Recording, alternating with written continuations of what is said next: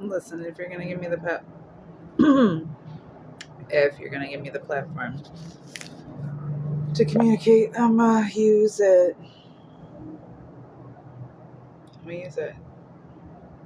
Am I doing it right? Am I doing it right? Well, I'm doing my best. If that's not good enough for you, why are you here? Listen, everything is good enough for you. Everything that you experience is like literally for you. For you. If you can receive it that way, knowing that you are for everything else, all of the experience that is outside of your own personal experience, then you will do well. Because you can't stop halfway and just be like, oh, everything's all about me. That's not going to help you in the end. Because you're actually part of a greater reality. And if you're only catering to a very tiny aspect that is, seemingly insignificant without its connection to the greater reality, you're not going to have a sustainable reality. You'll continue to exist in chaos, which is all good for a time, but like the agents of chaos, the energy that sustains chaos, or that is chaos, or that like is supported like by and through and for chaos, like is not what we are uh, at our best. Like it's only an aspect of our capacity for experience, and so to be completely given to it is to limit your experience. Ultimately, you're not going to be satisfied on a deep soul level if you're constantly limiting your experience. It's the reason that drugs feel good for a time, but the more and more and more that you use them, the less sustainable they seem to become. The same with sex, the same with shopping, or, like buying cars or fixing cars, or, like doing your hair and nails and shit, or like, you know, eating out real well, or, you know, drinking soda or drinking cigarette or smoking cigarettes, like whatever kind of vices you find yourself being given to that you tell yourself are not necessarily for your greatest good, but ultimately for your greatest good, for the fact that they're for your sustainable, or your sense of sustainable pleasure, of sustainable happiness based on sustainable pleasure. But it's all just like, that's all just a lie and a manipulation, because that's not really what's happening. Any sustainability isn't based on quantity, it's based on quality.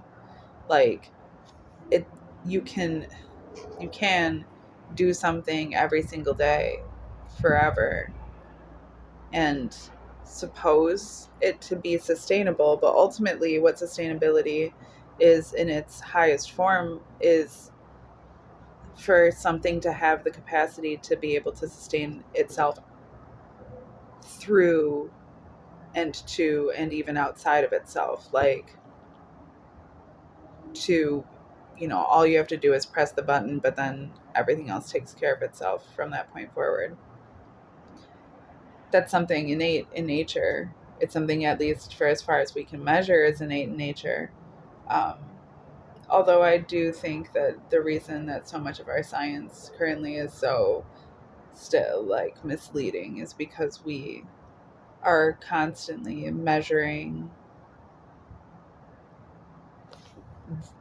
our concept of the ultimate uh, like power, we're still measuring it by our definitions of those things. And it's very hard for us not to do that because we're material beings, because we're sentient unto ourselves, and uh, part of a grander society and greater populace that does the same thing. So, like, our reality is what we manifest for ourselves, and it's hard to be able to kind of, it's opening your third eye. It's relying on the faith of things and then being able to visualize enough to see it, and then actually being able to see it, through the manifestation, through the realization even that the manifestation itself already exists. You're just becoming awakened unto it, um, I'm getting really far out there, huh? In the sciences, the way that we tend to go about things, like mathematics, for instance, is a language. It's definitive based on tangibility, which is provable, sustainable. It's sustainable in uh, the fact that it's provable, but only to the measurable degree. And like quantum theory, and now that like it's been like well enough established in the sciences, like it's continuing to prove that uh, tangibility isn't the ultimate measure of experience, and experience isn't the ultimate measure of existence. Um, and that's about as far as we can even we have determined that beyond existence there must also be a state of non-existence, as well as a state in which both of those can coexist. That's about as far as we can determine, and farther than we can measure, which is great. But like, then when we tend to break it down, and especially when we start to put it into fucking politics and social structures, and even just like our own personal uh, accountability to things, we tend to, and as I'm thinking about it, like, I'm sure it's just because of the math of things, or it's because of the physicality of things, or it's because of just the chemistry of things, but we tend to define reality based on our concept of it, right? Or like our capacity to be able to receive of it. It's very easy to, in a personal, as a sentient being that is having a personal experience, to consider that, or to forget, not even to forget. I mean, but I'm only experiencing my own reality. So like, I can't experience somebody else's reality, but I can relate to it. And the more core aspect that I relate to, the more tightly that I relate to it, the closer that I relate to it, the harder it is to tell between the two. From an outside perspective, at least, even from the internal perspective, there probably does come a point where there is an enmeshment.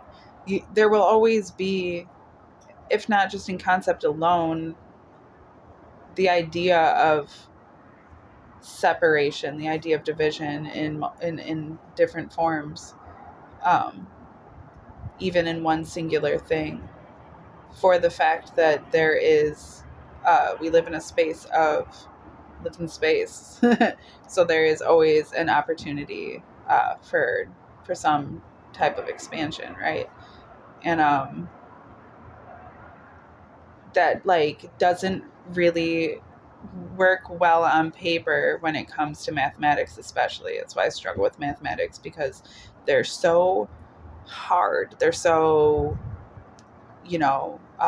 geometry is a little bit more sensible to me, only because it's working within space So it's giving sense to arithmetic, but so many forms of mathematics just confuse me. It's a language, and it's about learning that language, and it's letting that language dictate our concepts of reality. And I think that there's just a point where we're overstepping, in the same way where somebody can be extremely good at English, but that doesn't mean that they're extremely like coherent or fluent, truly fluent in it, um, enough to be able to not just speak it and speak it well, or properly, but to be able to understand it enough to be able to use it of one's own accord, or to be able to like communicate oneself truly using it. I mean, that would be the point of language. That is the point of arithmetic and arithmetics and stuff too. That's the point of everything, really, is that everything is a language. If you can, when I started to be able to look at math as a language, I started to be able to process it better and be able to be like, oh, okay, I kind of understand this. I still am not great at math, but I am good at being able to translate the language of experience, which it takes so many different forms, but communication is so far beyond just the capacity to be able to use words, especially when you're interacting with someone or something that doesn't use your form of communication, whether it be they don't speak your language or maybe they don't speak at all. And there's different, I still, like in training dogs, I can communicate with an animal. I have to learn how they communicate, and I have to teach them how I communicate so that we can find common ground. And then I just stick to those things. And within that, you can continue to expand on those things. The more that you build a bond, I mean, communication is really cool, but it works the same across the board. Like it, everything, you're communicating with everything too. And it's not something that I'm like constantly conscious of, but like when I get up every morning and decide to to drink coffee or to smoke a cigarette, or when I'm just like feeling away and decide to like drink caffeine, or do those different types of things, I'm communicating not just with myself, but with my reality. I'm communicating with myself that those feelings are valid and that they are can be acted upon, um, and then I act upon them, or that and then I act upon them, and then in acting upon them, create a relationship with my external reality where I'm now actively supporting that lifestyle, whatever that looks like with every action. Um, whether I want to be fully conscious of that or not, whether I want to take full responsibility for that or not, the things that I do, especially the things that I continue to do, um, are the only defining quality of my experience, especially when it comes to being measured outside of myself. Like, I can measure my own experience however I choose to, regardless of how others view it. But ultimately, that's just for me, when like the impact that I'm having on the world and the influence that I'm having on the world is my responsibility as well, but I'm not responsible for the way that others receive me. So there's always going to be this, you know, that balance of having to be able to be perceptive enough to just trust, to have faith, to know that in the doing your best, that's the best that you got. So being able to trust that like it's gonna be good enough. It's good enough. There isn't some final standard. I mean, it all comes down to just survival. Um, Survival. That's we're a life form. That's what life forms do. They just exist. Life just continues to exist through life forms, and will continue to, regardless of how those life forms, change over time or don't. Um, And that's what's crazy about life, you know? So I think we tend to put a lot of sense of responsibility on ourselves because of sentience, because of our awareness and manifestation that's thereof of division, of separation, and of there being some threat to differences. And I know that we can actively experience those things in a lot of different ways, but ultimately, when we look outside of things, like, and then back in on them, like, we're going to see them differently. We're going to see those. We're just going to see them from the different perspective. We're like, yeah, if I'm a fly and I'm getting eaten by a spider, I'm going to feel like that's pretty fucked up. But if I'm a spider that's eating a fly, I'm going to be like, that's fucking dinner, man. It's Tuesday. You know, and if I'm watching them from an outside perspective, I can feel an entire wealth of ways, just like an abundance of who knows what, you know, just based on whoever happens to be perceiving it at the time. So, like, things aren't as definitive uh, as we tend to experience them to be. And finding definitions in things is important. Being able to call things by their name, being able to put things in certain boxes, being able to have some sense of organization and discipline is important, but it's also natural. So, like, things really don't have to be forced. And, like, although in my own experience, it has been through some pretty tough love and strong discipline and lack, really, you know, trauma, like through real deep trauma that I've experienced some of my greatest capacities to letting go. But I am not going to say that just because that's been my experience that that's the way that it has to be. Even if that's been everybody's experience, I still would like to believe that uh, there's something better than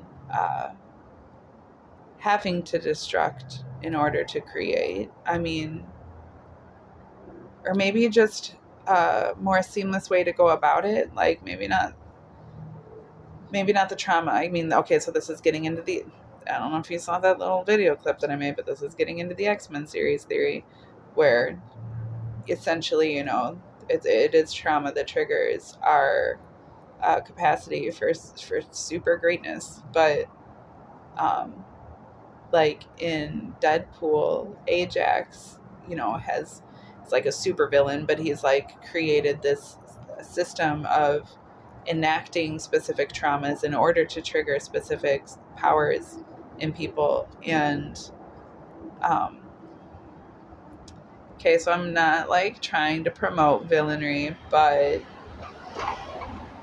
maybe um,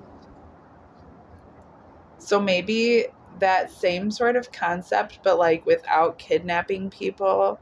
And like, I'm pretty sure, yeah, if you just have consent, that it's cool, that it's cool.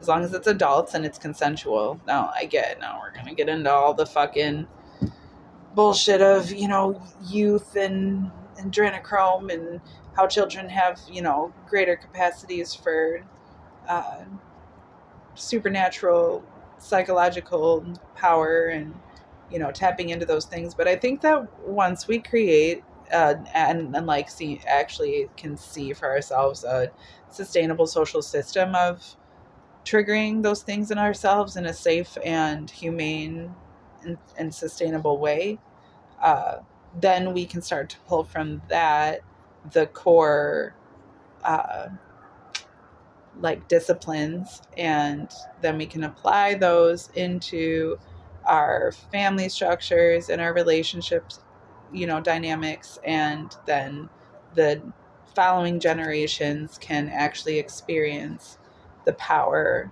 without having to go